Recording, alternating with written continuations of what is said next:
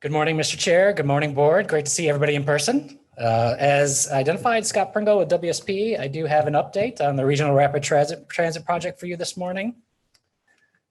Obviously, we're looking at that regional mobility. It's been the purpose all along. And where we stand right now is we're actually reaching our third major milestone in the project of the 5. And that is the identification of a locally preferred alternative. Now, this locally preferred alternative is a result of the last 6 to 8 months worth of work where we've done a significant amount of preliminary engineering, looking at the stations and doing some early environmental work in preparation for what will be milestone 4. So what is a locally preferred alternative? That locally preferred alternative that we're recommending today is one part, it's the alignment and their approach to the alignment. So how does it operate in the interstate? And the second part of that is, where are the stations? Where do we think the preferred location is for the stations, and how do we serve each one of those communities along the corridor? And what this does is it gives us the opportunity to go ahead and launch into milestone 4, which is actually a detailed environmental analysis of the entire project following the federal guidelines and regulations. So as the board remembers, in this past summer, I think June, we had the last conversation about the alignment. We identified moving these 3 alternatives forward. That is alternative 1, 3, and 5. Alternative 1 is our baseline. So this is always going to be our point of comparison for the project as we move throughout the lifespan of the project, which is express bus along the entire 41-mile corridor. So really the conversation is really kind of falling around alternatives 3 and 5. Where everything in purple that you see on the map here is what we call freeway-based dedicated BRT lanes. And the only difference between the two is that alternative 3 is not looking at a dedicated BRT lane across the Howard Franklin Bridge. Instead, we would actually maximize FDOT's investment in the bridge today, looking at using those express lanes, whereas alternative 5 includes a dedicated lane across the Howard Franklin Bridge. Now, when we compare these alternatives against each other, you can see the travel times here as well as the overall ridership. And really what we came down to is which one of these alternatives is going to be most competitive for that FTA grant potential. And really it comes down to alternative 3. When we look at the cost associated with a dedicated lane across the Howard Franklin Bridge, as you would imagine, it is quite expensive. Upwards of $200 million. And when you add that onto the project cost, it really kind of kicks us out of contention for being what the federal government considers cost effective. So our recommendation and for discussion today, obviously, is that we move forward with alternative 3 and advance that into the next stage of the project. This is, again, the description of alternative 3. A quick reminder, looking at as much dedicated as we can possibly get. We're getting about, 35 miles of dedicated lane all the way from Pasco to downtown St. Pete. And again, coordinating with the department, looking at using the best we can get out of the new bridge across the Howard Franklin Bridge. So a big part of the work that we've been focused on over the past several months, 6 months, is the stations. So we've really gotten into a lot more detail in terms of prototype design for a number of different stations and start looking at what our opportunities are. When I last talked to you, I believe in November, I gave you a presentation of some of those locations and how we were working with your stakeholders to identify what could be a preferred station location. And we've continued this cost benefit analysis. So now we've got a lot more detail on what these different station prototypes cost. And we can evaluate that against how it serves the neighborhood, how productive it is in terms of ridership. So that's really been our focus. And I'm going to walk you through each one of those station areas and let you know what our recommendation is in terms of a preferred station location. Before I do that, I do have some images. So really comes down to 2 prototypes. We're always going to connect to the intermodal centers that FDOT is looking at proposing. Those are generally offline, so we would get out of the interstate and make a direct connection to those. That's a big advantage for this project to be able to serve those intermodal centers. Outside of those intermodal centers, then the focus becomes the other neighborhood stations, as it were. And the question is the station at street level or a neighborhood prototype, which you see shown here on the screen, which could be a block or half a block off the interstate. But again, the benefit there is it's at street level. You can walk to it, you can bike to it, you can transfer from local transit very easily to this particular prototype. The second prototype is where we're actually immediately adjacent to the interstate. So you can see it represented here, where the transit vehicle is actually continuing down up and down the interstate. However, it does make a quick stop, pulls off into a platform that's up above at interstate level.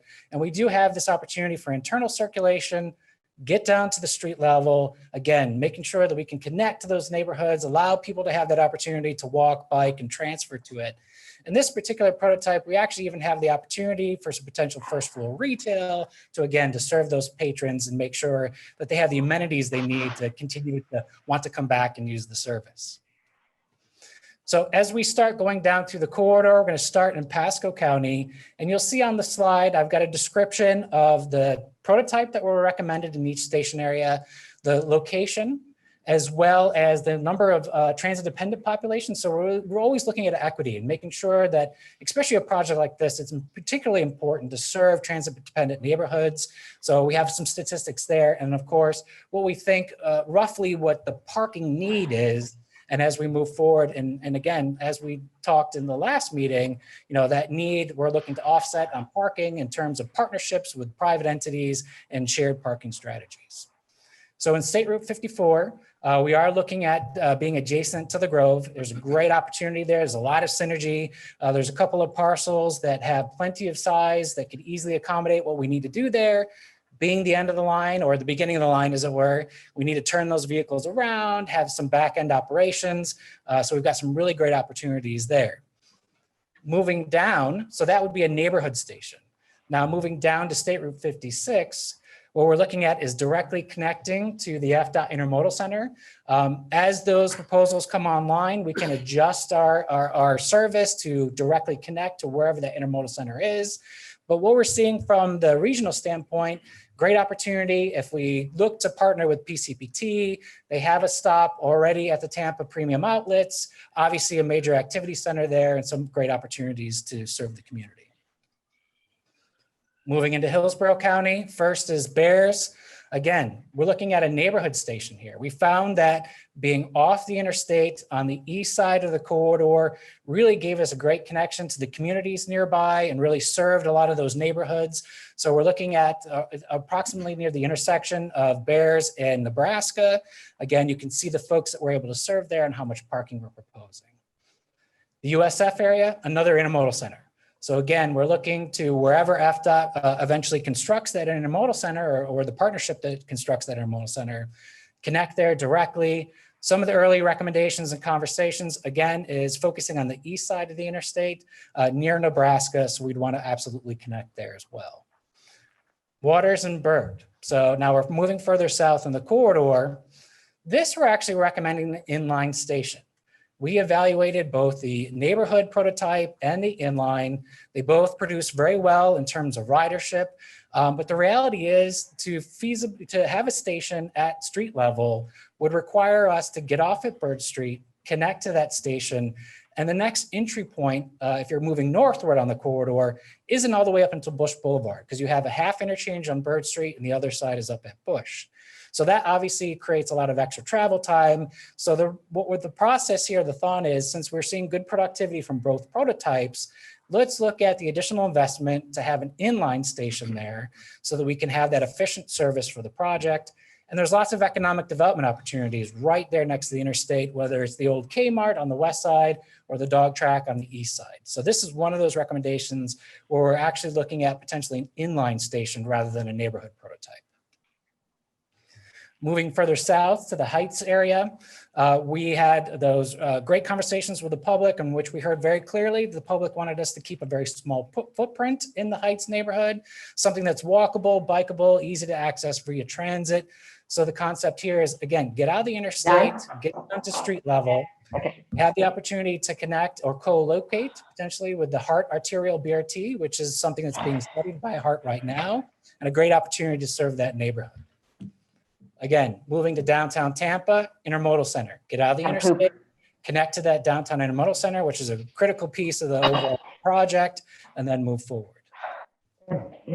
Moving west now, we're in Himes, neighborhood station.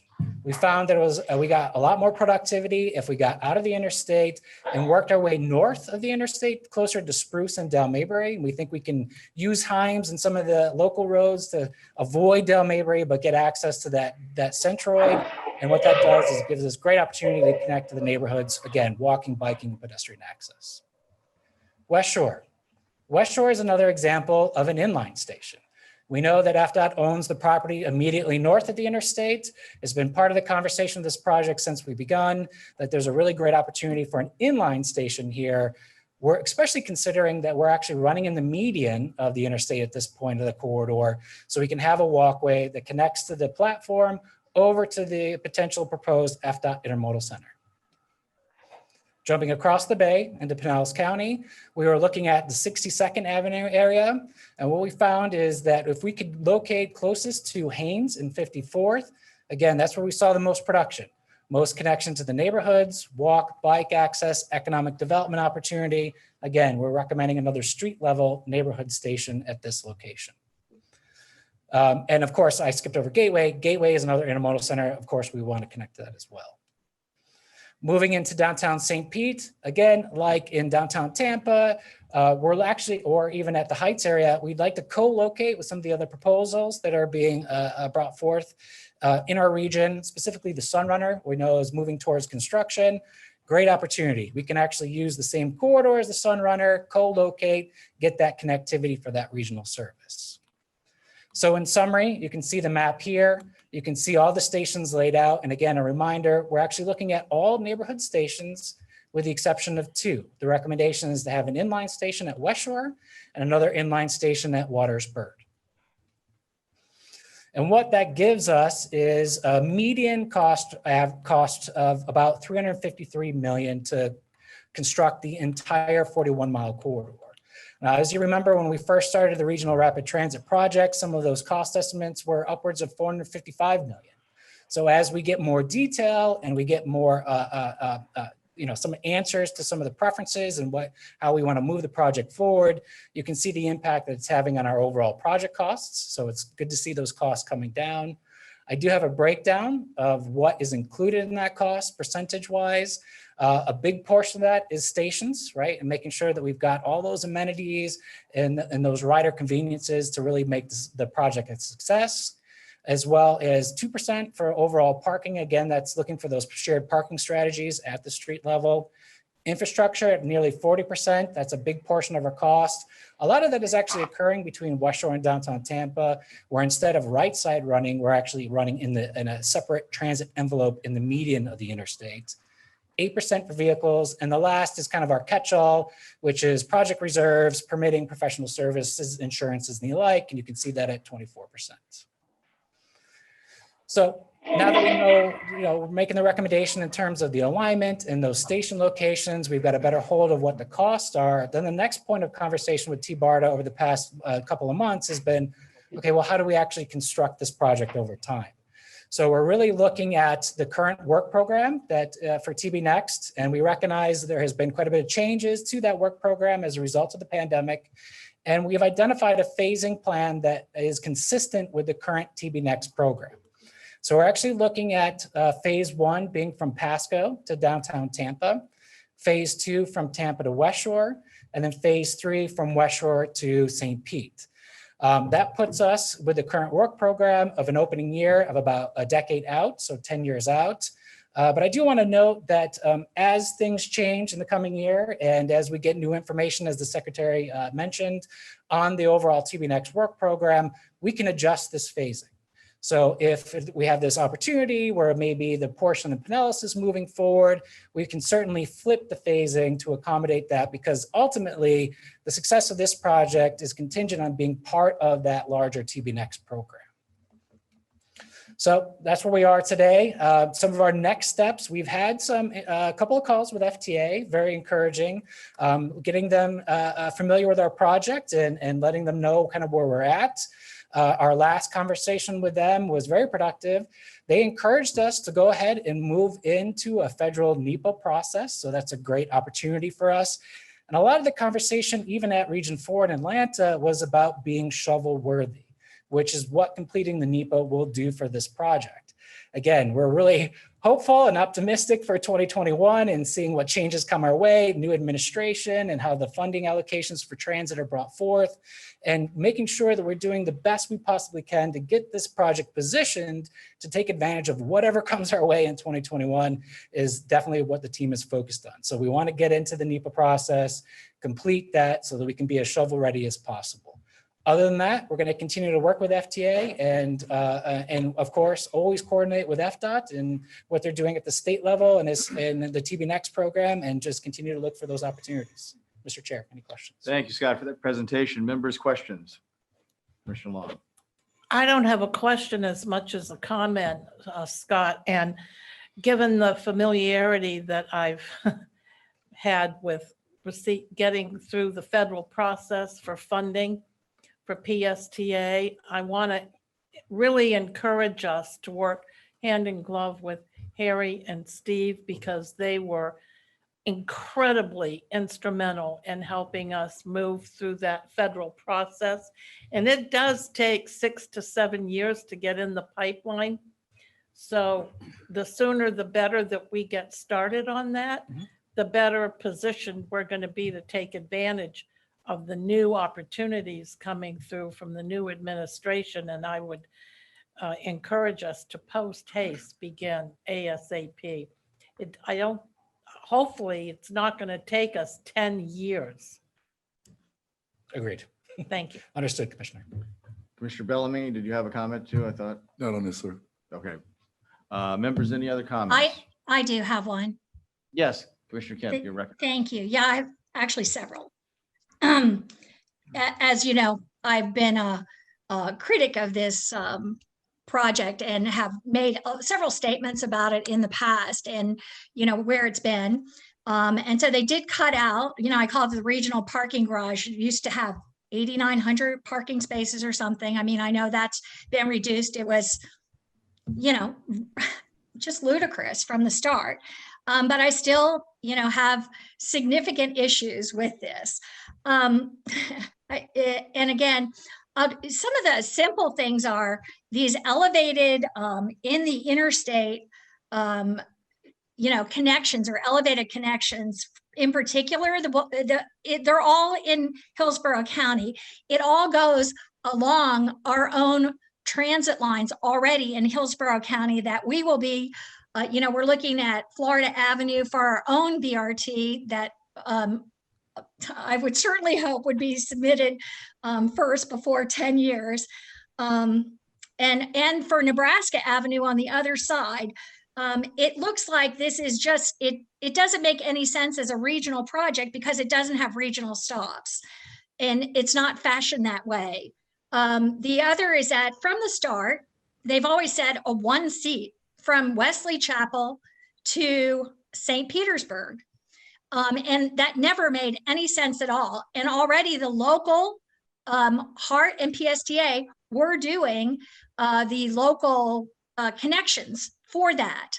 Now all of a sudden it's no longer a one connection, one seat from Wesley Chapel to St. Petersburg, but it's mimicking at least two buses, and then they're going to do some shorter routes now under the current thing. So now it's really put in there, competing with our local routes, but on the expressway where many people won't use it, but will try to compete with dollars federally to do this. It really doesn't make sense. The majority of stops are right in the urban downtown area of Tampa, or the downtown or the most urban area of Tampa, going from USF to West Shore, where we're already putting in local systems and are working on those locally at street grade level. And so it makes all the sense in the world, because they're already doing it, for this to be regional buses doing a regional route from wherever in Pasco to downtown Tampa if they want, or the airport, or over to St. Pete, however they want to fashion it. In 2015, the original study, or that I had seen had recommended. That was the, that was already in there. And I didn't even see it until I started looking myself. And, being paid for by FDOT, being paid for by the state. So, we've turned it into this crazy project, which has elevated stations in Sulphur Springs and Tampa, which is, I just have to say, it looks terrible to me when I saw it just now in the slide. And I would make sure that I would hope that would never happen, anything like that. But also to think at West Shore that people are going to walk across I-275 there on a catwalk to take the bus. I mean, rather than take the bus otherwise, then they have local stops along 275 north of downtown where somebody should get on that just to take it downtown and change seats when we already have a bus that's doing that. That's one of our top routes. So the project doesn't make any sense to me still as it's done. As I had said before, I talked about the CSX Sunrail. They did it in 8 years, but 3 years was working out the contract. Sunrail, the CSX conversion in Orlando. They were able to basically do it in a 5-year window. And yet when they did this evaluation, they gave CSX a 10-year and they gave this 5-year, and that was confirmed that, there's no way that this was going to be done because the roads aren't going to be there. And then there's still the question of north of 275 to USF, what is done there at the interstate. But I'm just putting all that out there with my continued concerns. I think that the reasonable thing and the thing that would be right and serve the most people and make the most sense still would be to take express buses, to not have them paid for locally because they're between counties, and to run an express bus from Pasco to Tampa to St. Pete, to the airport, whatever you want to do, but a regional route like that, not with a bunch of stops that are already being done, with intentions to have BRT at street grade level with our top routes in Hillsborough County. And by and large, from anything I can see in Hillsborough County, this is not supported in Hillsborough County. So I'm just going to say all that for the record. Mr. Chair, if I may. Scott, if you wish to respond to that. Sure. Yeah, just quickly. Understood, Commissioner. Duly noted your comments. I do want to just say that the station locations that we've selected is a representation of 4 years of detailed technical work, looking at a number of different data points, and really they reflect what we're seeing from the data, the best station locations and the best route pattern to serve how this corridor operates regionally. Thank you, Scott, and thank you. My hand raised. Comments. Is there another follow-up, Pat? Commissioner Starkey. Oh, Commissioner. Hi, can you hear me okay? Yeah, you're recognized. Thank you. I think there's some new members on the board, and it might be good to refresh everyone's memory about what the cost was per rider when we looked at the CSX route. I do hope one day that is a viable alternative. But my recollection was that the tickets were about $100 a person. I don't know why I'm remembering that number, but that's what comes to mind. Sorry, I have an airplane flying behind me. I would like to suggest that we get all the MPOs together and the different, maybe the CACs, and have one big discussion with the county commissioners and other decision makers in the region to gauge the interest in this, and just have a bigger meeting, a bigger voice represented from all the different counties, because we have to start somewhere, and I believe we have a good plan, and I'd like to see it come to fruition. Thank you. Thank you, Commissioner Starkey. Members, any other comments or questions? Okay, food for thought, certainly in our next meeting. There's no other business before the board. We will stand adjourned.